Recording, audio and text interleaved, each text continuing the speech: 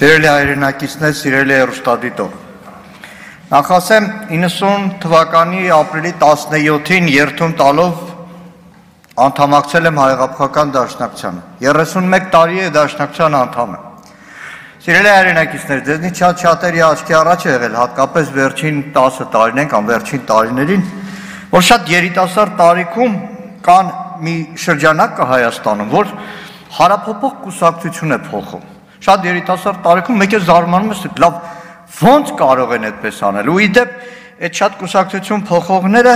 միշտ այդ կուսակցություններում վատ դերակատարություն են ստանում հարցակվողի բանի, բայց ոչինչ, հետո մոռացվում են, այդպես մի քանի տարի առաջվա շատ գործիչներ մոռացվել են։ Սիրելի հայրենակիցներ, այսօր ազգային ժողովի այս քննարկման ժամանակ քաղաքական մեծամասնության ներկայացուցիչները իրենց բոլոր խոսքերում կոչ էին անում, որպեսզի երկխոսություն լինի, միասին աշխատենք, քննարկումներ կազմակերպենք եւ տպավորություն միգուցե նաեւ որոշներից մոտ ստեղծեն, սիրելի հայրենակիցներ, որ գիտեք, այս թևում նստած են մարդիկ, որ եկել են կռիվ են ուզում, դավի են ուզում եւ չեն ուզում որևէ բան երկրի համար անել։ Այս կոչը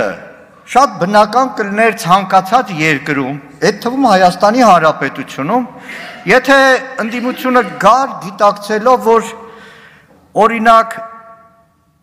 արդեն ազգային ժողովի փոխնախագահ ընտրված պատգամավորը ԵԽԽՎ-ում սխալ կոճակ սեղմելու հետևանքով սխալ, թե ոչ սխալ սեղմելու հետևանքով միջազգային դիվանագիտական սկանդալի պատճառ է դարձել։ Կարող էր ընդդիմությունը ասել, լավ, այդ մեկը մոռանանք։ Ընդդիմությունը կարող էր ասել, ենթադրենք, որ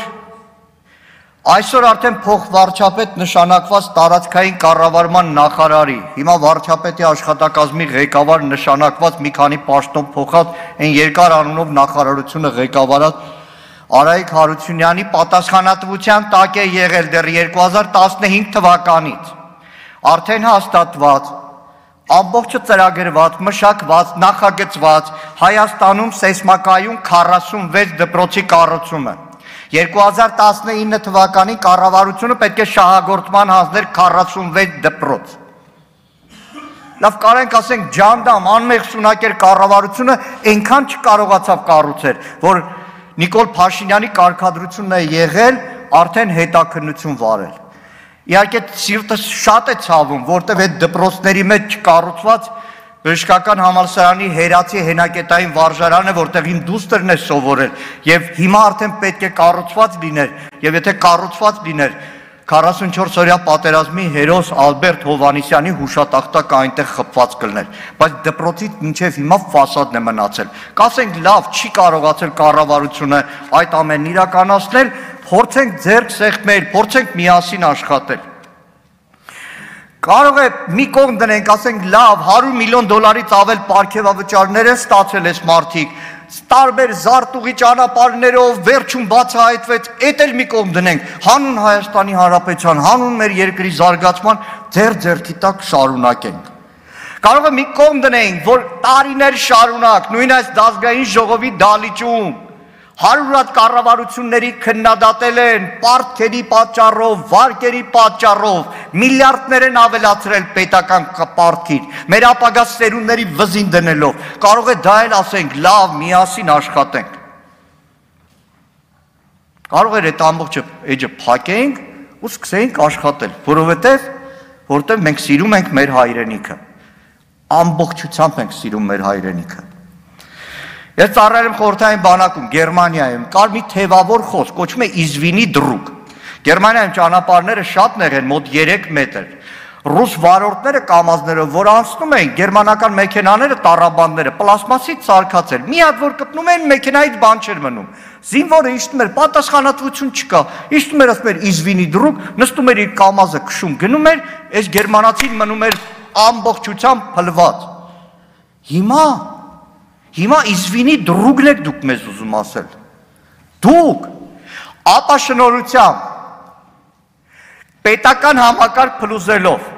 հասարակական համերաշխությունը 3 տարի ուղղակի ավիրելով, մեր ազատագրական պայքարի բազմաթիվ հերոսների նսեմացնելով, պետական անվտանգային համակարգերը թիրախավորելով, բազմաթիվ երևացող, չերևացող ինչ-որ խաղերի մեջ լինելով, հասցրեցիք 44 օրյա պատերազմի, երկիրը սարքեցիք այդ կամազի, ձեր արած կամազի հետևանքով փլուզված գերմանացու տառաբանդի, ասում եք իզվինի դրուկ։ Ոնց որ ռուս զինվորներ գնում իր չաս, դուք ասում եք եկել ենք պարլամենտ, եկեք շարունակենք։ Անկեղծ այստեղ պատգամավորներ կան, որ երկար տարիներ հարաբերություններ եմ ունեցել։ Հեռախոսիս մեջ կա մի գրություն, որ չեմ անունը հրապարակի, իմ քայլի պատգամավորներից մեկի հետ 2020 թվականի նոյեմբերին էր, երբ առաջին օրը եղել եմ Եռաբլուրը։ Դժվար խոսակցություններ հետո պատասխանն էր, որ գիտես մի քանիստ ենք, գոնե մնանք մի բան կարողանանք փոխել։ Բայց այստեղ էլ գալիչում էլ մարդիկ կան, որ հետները խոսել եմ, լավ ասում եմ, ինձ ամենամեծ ցավը սիրելի հայրենակից պատճառում է նա, որ մինչև հիմա լավ մեր հայրենակիցներից շատ-շատերը չեն գիտակցում, լավ ասեմ, մարդ է իր օջախի մասին, իր այգու մասին, իր ոչխարի կամ կովի մասին կամ համալսարանի կրթաթոշակի մասին է մտածում, բայց երբ որ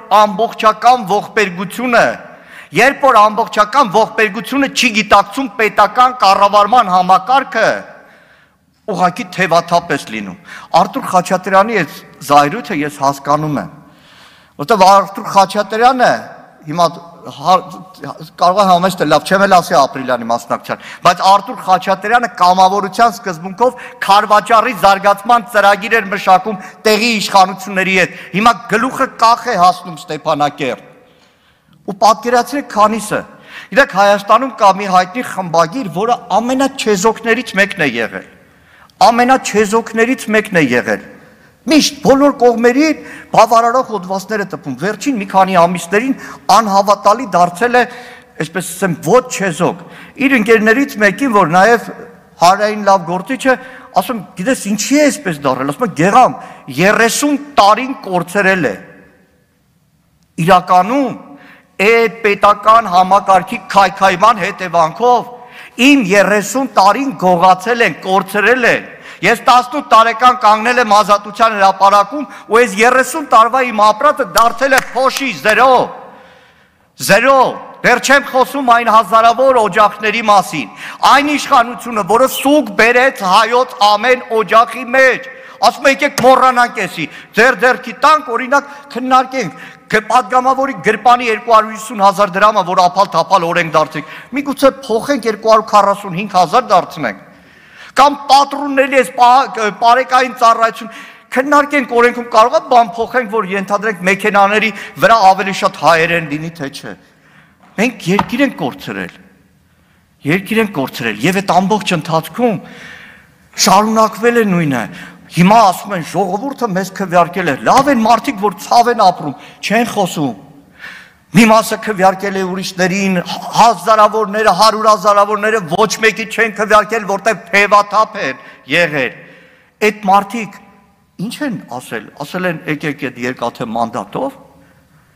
թե այն մարդկանցից շատ-շատերը, որ այո քվեարկել են, որտեղ ականջին փսփսացել են, լավ է, երեխեքդ էլ Ղարաբաղ չի գնա, ասել են Ղարաբաղ չի գնա, այդ մարդն ուրախացել է, բերել են չկահավորված դիրքի վրա են կանգնացրել, էլի նույն թուրքն է դեմը։ Իրականում երեխեդ Ղարաբաղ չի գնա, տանք պրստենք, Ղարաբաղից հանձնեցինք, Թուրքին մոտեցրեցին մեզ։ Եվ այս պայմաններում ձեռք սեղմել, ձեռքի տակ, ինչ օրենք մշակել, ինչ օրենք փոխել, կորսվածը հետ բերել, հա, բայց դրա համար լրիվ այլ ուղի կա, ու վստահ եմ այդ ուղին հաջողելու է։ Պարոն Մանուկյան, սա ազգային ժողովն է, մենք ստեղ օրենքներով ենք զբաղվում, ճիշտ ասած մի քիչ տարակուսում եմ, ինչի համար են պատվիրակել ձեր ընտրողները ստեղ։ Լավ։